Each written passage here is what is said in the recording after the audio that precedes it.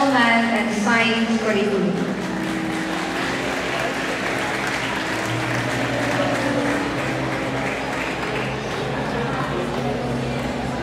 Tell your dreams, for as your dream you shall become. Honorable guests, our beloved teachers and parents, my fellow graduates, ladies and gentlemen, good evening. This night marks the crowning glory of intellectual struggle over a period of laborious search for truth and enlightenment.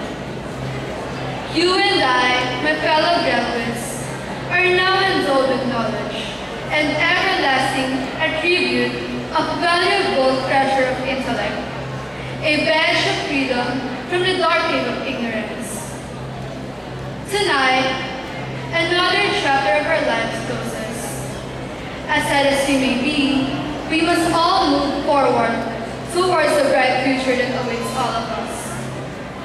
But before we leave to start anew, let us give thanks to our Almighty God for all the strength He gave us and for guiding us up to this moment of our glory. Without Him, we are all nothing. We now stand at the threshold of a new world of competition and cooperation, failures and success. With undoubted courage, we take another step toward improvement. Ito na nga ang araw ng ating paglisan.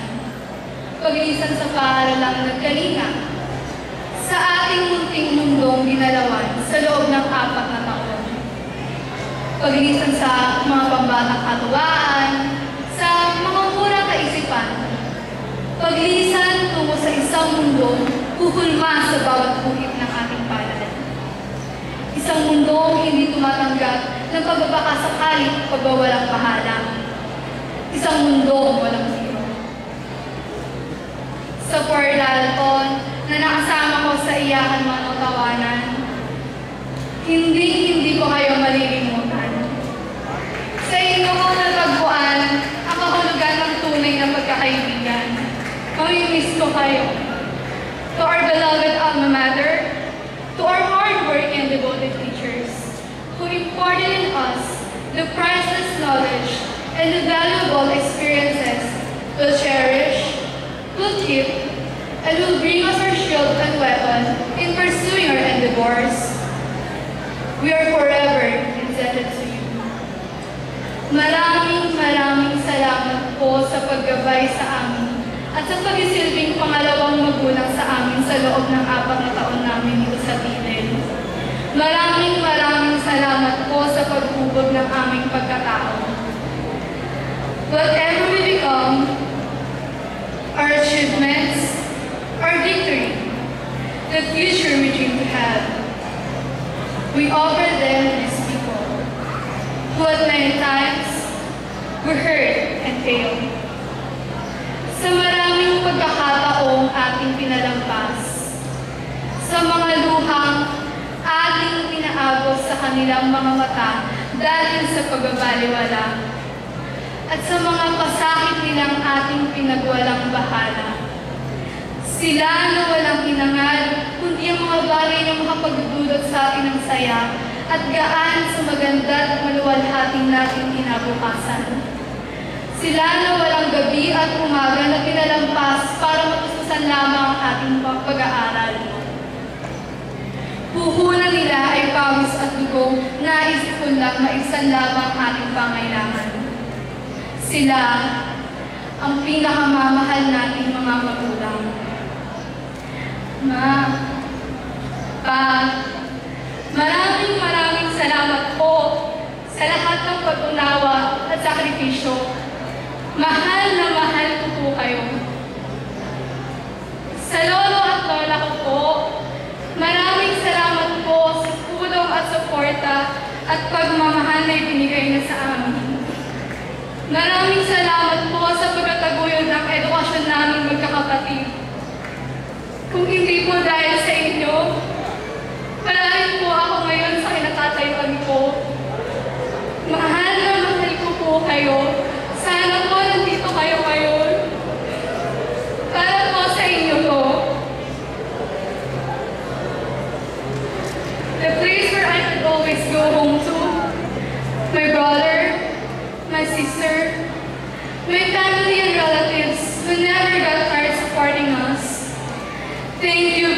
much. I am indebted to you as well. To my true friends, who stood beside me all throughout, not only in fair weather, but in worse times as well. Thank you.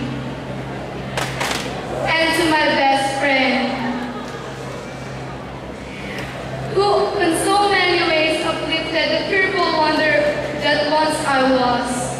Thank you very much. Punong-puno tayo ng mga pangarap. Maraming gustong makamtan. Maraming gustong maabot. But in order to make our dreams come into reality, it takes an awful lot of determination, dedication, self-discipline, and effort. I don't believe you have to be better than everybody else.